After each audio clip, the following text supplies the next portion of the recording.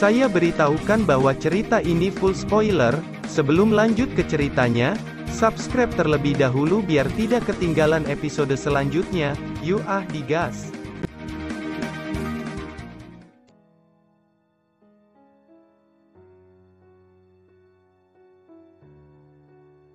Melanjutkan dari cerita sebelumnya, Ding Hua lalu berkata, binatang void sudah berhasil memaksa mereka memasuki lautan guntur. Meskipun lautan guntur ini mustahil untuk membunuh mereka, tetap tidak mudah keluar dari lautan guntur, ucap Ding Hua. Pada saat ini Thunder Hall telah dibuka oleh klan Jin dan klan Bei. Keduanya juga telah dipaksa masuk ke lautan guntur oleh binatang void. Tampaknya jika kita ingin memasuki Thunder Hall maka kita harus melewati lautan guntur, ucap Ding Hua. Pada saat ini Ding Hua memandangi awan gelap di sekitar aula guntur. Kekuatan guntur ini tidak bisa diremehkan, itu mampu merobek seorang Daosian bintang 3 dengan mudah. Setelah klan Bei dan klan Jin memasuki lautan guntur bahtera, mereka sepenuhnya ditelan oleh awan gelap. Pada saat yang sama guntur mengelilingi kedua bahtera. Xiaoyan sedikit mengernyit, melihat lautan guntur ini tidak terlihat seperti yang alami. Tetapi lautan guntur tampaknya memiliki kecerdasan. Suara gemuruh di lautan guntur terus berdering, Xiaoyan mengerutkan kening dan harus memasuki lautan guntur ini. Sebelum kedua klan memasuki Thunder Hall, kalau tidak kelompok Xiaoyan benar-benar berhadapan dengan klan Jin dan klan Bei. Xiaoyan masih memikirkan cara untuk memasuki lautan guntur ini. Setelah beberapa saat Long Yan tiba-tiba berkata, ayah, monster Kraken bisa membawa kita memasuki lautan guntur, ucap Long Yan. Xiaoyan sangat senang dengan apa yang dikatakan oleh Long Yan. Segera bahtera tabut memasuki mulut monster Kraken dan monster Kraken membuka sedikit mulutnya agar kelompok Xiaoyan bisa melihat situasi di depan. Saat berada di lautan guntur, monster Kraken dibombardir oleh puluhan guntur. Tetapi monster Kraken sangat senang saat guntur-guntur menghantam tubuhnya. Itu seolah-olah sedang dikelitikin. Seluruh kelompok yang melihat ini berasa sedikit bodoh, sama halnya Long Yan sangat bersemangat karena dia dilahirkan dari lautan guntur. Jelas ini merupakan ketertarikan yang tidak dapat dijelaskan. Melihat Long Yan bersemangat, Xiaoyan segera berkata, Long Yan, sekarang Anda telah membentuk kembali tubuh dan daging. Anda bukan lagi roh guntur, jadi sekarang Anda tidak akan mampu menyerap guntur-guntur ini, ucap Xiaoyan. Ayah, saya masih bisa merasakan kekuatan guntur yang ada di dalam tubuh saya, ucap Long Yan. Setelah mengatakan itu Long Yan menunjukkan kekuatan guntur yang ada di dalam tubuhnya. Xiaoyan dan Long Xitian lebih terkejut melihat ini. Menurut akal sehat setelah Long Yan membentuk tubuh, maka semua aspek diperbarui termasuk jiwa dan tubuh. Tetapi mengapa Long Yan masih mempertahankan kekuatan guntur yang ada di dalam tubuhnya? Pada saat yang sama seluruh kelompok melihat kedua bahtera klan Jin dan klan Bei. Kedua bahtera mereka berjuang keras di lautan guntur ini. Monster Kraken yang melihat ini segera mengayunkan tubuh besarnya untuk mengganggu kedua bahtera. Bajingan, ini adalah Void Kraken. Mengapa di lautan guntur terdapat makhluk ini, teriak kedua klan itu. Ekspresi mereka suram. Pada awalnya mereka diserang ribuan monster Void. Sekarang mereka diserang oleh Void Kraken. Dengan guncangan tubuh Kraken pelindung kedua bahtera benar-benar hancur. Dan guntur-guntur mulai menghantam orang-orang yang berada di kedua bahtera. Gemuruh guntur terus-menerus menyapu kedua bahtera. Seluruh kelompok Xiaoyan berada di dalam mulut Kraken akhirnya berhasil menyeberangi lautan petir. Sedangkan kedua bahtera klan Jin dan klan Bei masih terjebak di tengah-tengah lautan guntur. Setelah melewati lautan guntur, apa yang muncul di depan kelompok Xiaoyan merupakan kota yang luas. Di ujung kota terdapat istana yang sangat redup, bisa digambarkan tempat ini seperti kota mati. Saat melalui jalan ini membuat orang merasakan jantung berdebar-debar. Tempat ini sangat misterius. Apakah mungkin kita bisa langsung pergi ke aula utama tanpa hambatan, ucap Xiaoyan. Seluruh kelompok melihat di sepanjang jalan, tidak ada penjaga dan tidak ada apapun di dalamnya. Mungkinkah ini merupakan istana Dewa Guntur? Jika tidak ada penghalang seperti ini akan sangat berbahaya jika kedua klan bisa menyusul kita, ucap Kang Dong. Pada saat ini Xiaoyan menginstruksikan tim Fearless Dinghua dan Kang Dong untuk melanjutkan perjalanan bersamanya. Sedangkan sisanya dibawa Monster Kraken untuk mencari tempat yang aman. Kerumunan mengangguk dan membiarkan Monster Kraken membawa mereka ke tempat yang aman. Setelah Monster Kraken pergi, Xiaoyan memandang Monster Kraken dan matanya sedikit menyipit. Tampaknya Monster Kraken sangat akrab dengan tempat ini.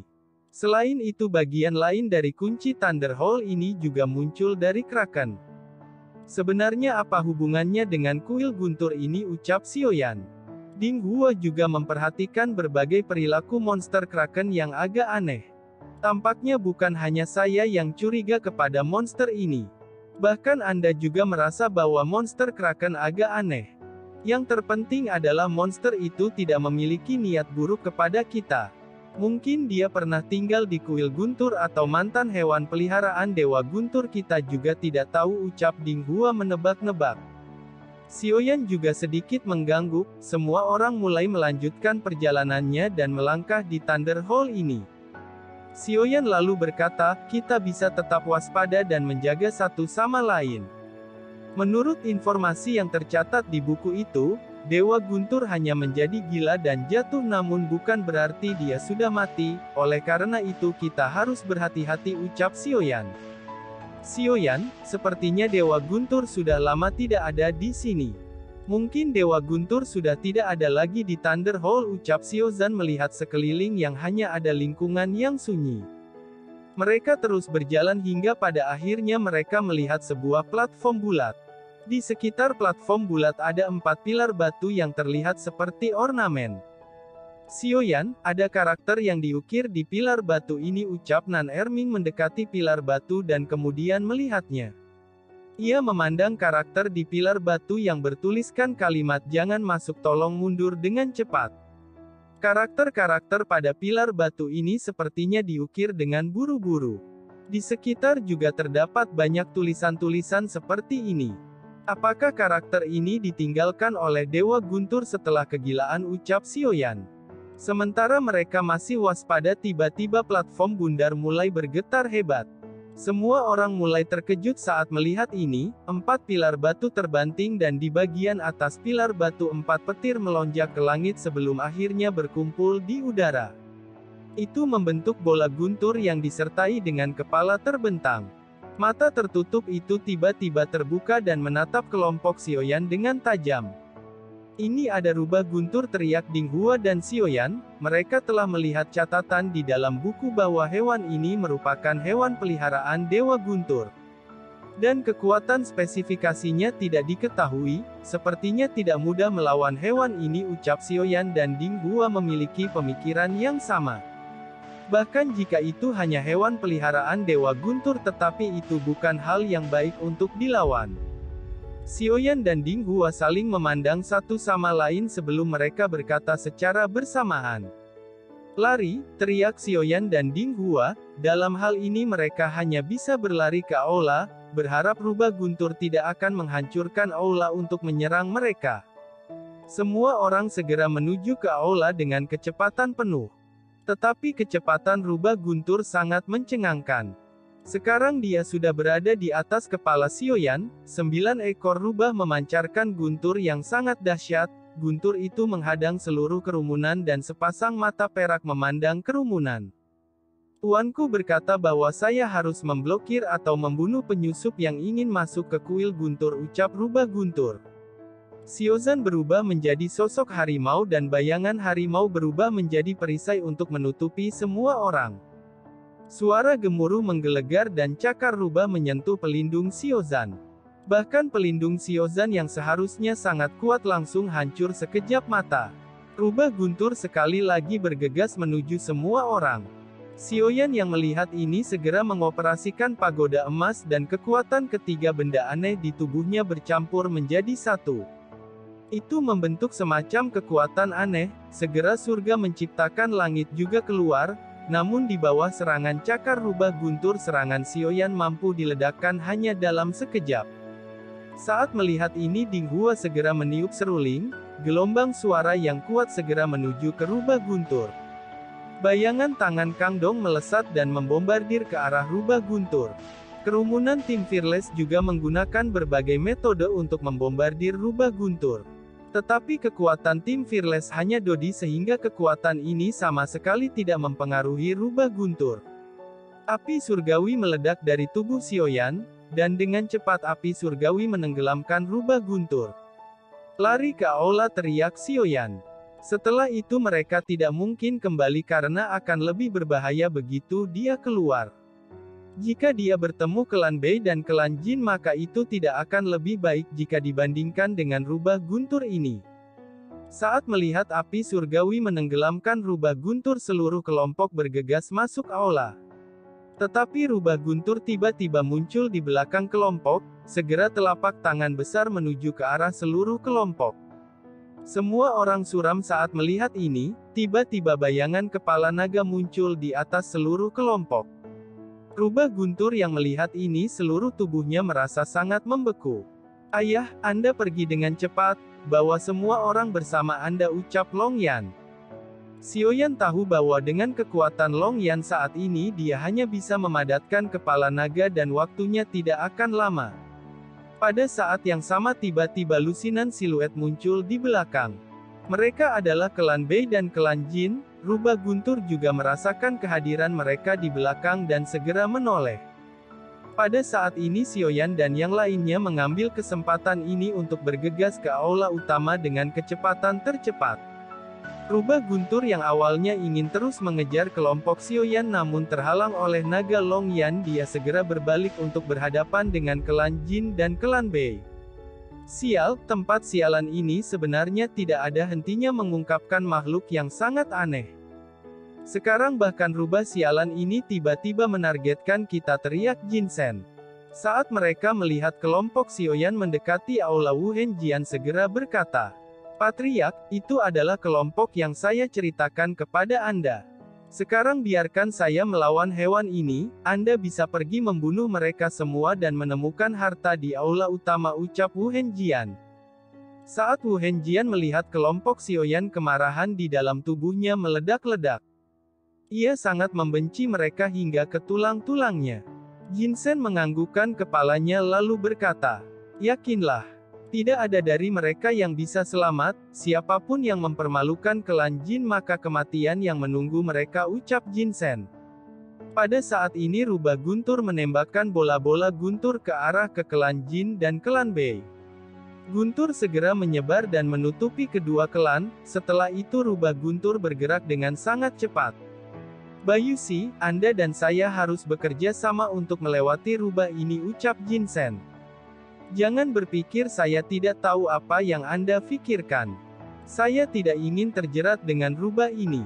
Apakah kita bisa pergi atau tidak itu tergantung pada kekuatan kita sendiri, teriak Bayushi. Oh, kalau begitu lakukan seperti apa yang kau katakan dan orang lain mungkin menjadi nelayan yang mengambil keuntungan dari kebodohan Anda, ucap Jin Shen. Pada saat ini rubah guntur berada di atas klan Bei dan klan Jin. Mungkin klan Bei dan klan Jin harus menghabiskan banyak waktu untuk bisa melewati rubah ini. Di sisi lain sekarang Xiaoyan sudah berada di aula utama, tetapi ada 3 jalan di sekitar. Aula utama, aula timur dan aula barat, menurut catatan. Aula utama hanya dapat diakses oleh Dewa Guntur, mungkin di sana terdapat catatan yang ditinggalkan oleh Dewa Guntur. Pada saat yang sama di bawah aula utama semua orang melihat sosok tulang belulang tampak seperti Zheng Hui yang hanya menyisakan kerangka. Langkah mereka terhenti saat melihat sosok kerangka hidup ini yang hanya menyapu tanah dan sama sekali tidak memperdulikan mereka. Xiaoyan lalu berkata, mari melangkah maju dan bertanya, mungkin dia merupakan penjaga dari Dewa Guntur, ucap Xiaoyan. Setelah itu Xiaoyan perlahan berjalan mendekati sosok itu, dia menangkupkan kedua tangannya lalu berkata, Senior, Junior datang ke Thunder Hall untuk mencari keberuntungan. Bisakah senior menunjukkan tempat yang dipenuhi dengan keberuntungan itu? Tanya Xiaoyan. Sosok kerangka yang mendengar kata-kata itu segera menghentikan sapu di tangannya. Perlahan-lahan mengangkat kepalanya untuk melihat Xiaoyan dan kelompoknya. Tidak peduli dari mana Anda berasal, sekarang cepat kembali, ucap sosok tulang belulang itu. Jika istana untuk ini tidak diizinkan orang lain masuk, mengapa membagikan kunci dan menarik orang untuk memasukinya, ucap Xiaoyan mengerutkan kening. Sosok kerangka itu sedikit membeku, dia perlahan-lahan mengangkat kepalanya untuk melihat Xiaoyan. Sosok kerangka itu sedikit membeku perlahan-lahan mengangkat kepalanya untuk melihat Xiaoyan. Bocah, siapakah nama Anda, ucap sosok kerangka itu? Xiaoyan, ucap Xiaoyan. Sepertinya saya sudah memikirkannya, tetapi kelihatannya ini agak mirip dengan kata Tuan. Lupakan saja karena Anda ada di sini itu merupakan takdir. Sedangkan untuk keberuntungan yang Anda katakan saya tidak menentukannya, ucap kerangka itu. Xiaoyan sangat bingung dengan apa yang dikatakan oleh sosok ini. Setelah sosok itu selesai berkata, aura membunuh yang kuat memenuhi sosok itu. Terlepas dari kelompok Anda, apakah ada orang lain yang masuk ke tempat ini? Tanya sosok itu. Xiaoyan mengangguk, kerangka berbalik untuk melihat sekeliling dan melihat rubah guntur melayang ke langit. Di sana klan Bei dan klan Jin bertarung dengan rubah ini. Tampaknya waktunya benar-benar datang, rubah guntur. Biarkan mereka masuk, ucap sosok tulang itu. Rubah yang bertarung dengan kedua klan segera berhenti. Pada saat ini Wu Henjian, Jinsen dan Bayushi tampak sangat malu, kekuatan rubah guntur melebihi harapan mereka. Jika pertarungan ini diteruskan maka mereka bertiga benar-benar dalam masalah besar. Setelah rubah guntur menghentikan serangannya, klan Bei dan klan Jin datang perlahan dari belakang. Ketika Wu Henjian melihat Xiaoyan, seketika matanya dipenuhi dengan niat membunuh. Sosoknya segera menyerang ke arah Xiaoyan tanpa peringatan. Xiaozan dan segera melindungi Xiaoyan dan Harimau Tian Tiger terkondensasi untuk melindungi Xiaoyan. Hanya Dodi rendahan ingin memblokir serangan saya, ucap Wu Henjian. Di atas tinju Wu Henjian sumber keabadian melonjak dan momentum Daosian bintang 5 terpancar. Pada saat yang sama di belakang Xiaoyan sosok Ding Hua muncul dan mengadu pukulan dengan Wu Henjian. Terima kasih sudah nemenin Mimin sampai akhir, tunggu episode selanjutnya, sampai jumpa.